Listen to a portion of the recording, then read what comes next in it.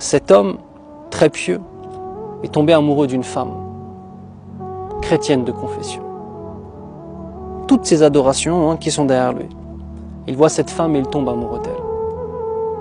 Épris d'elle, amoureux d'elle, fou d'elle. Elle ne quitte plus son esprit.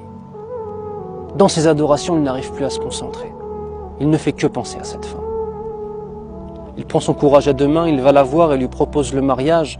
Bien évidemment, pour le mariage, il faut qu'elle se convertisse à l'islam.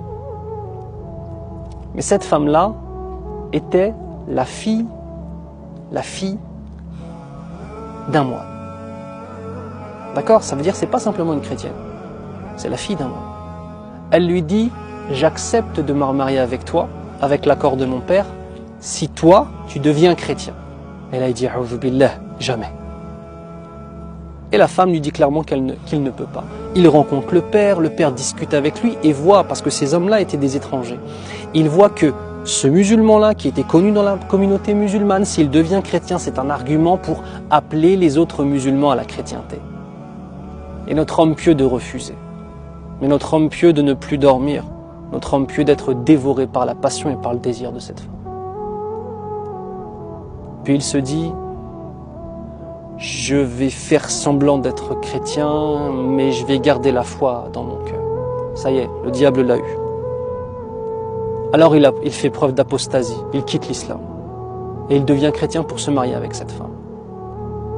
Et il passe des années qu'il pourrait qualifier lui-même d'heureux. Pourquoi? Il avait une divinité qui s'appelle Allah. Et il a pris cette femme comme étant une divinité en dehors d'Allah, tout simplement. Parce que l'amour absolu, c'est celui qu'on donne à notre Seigneur. Et si l'amour d'une créature te fait quitter l'amour du Créateur et l'adoration du Créateur, c'est que cette créature, tu l'as pris comme divinité en dehors d'Allah.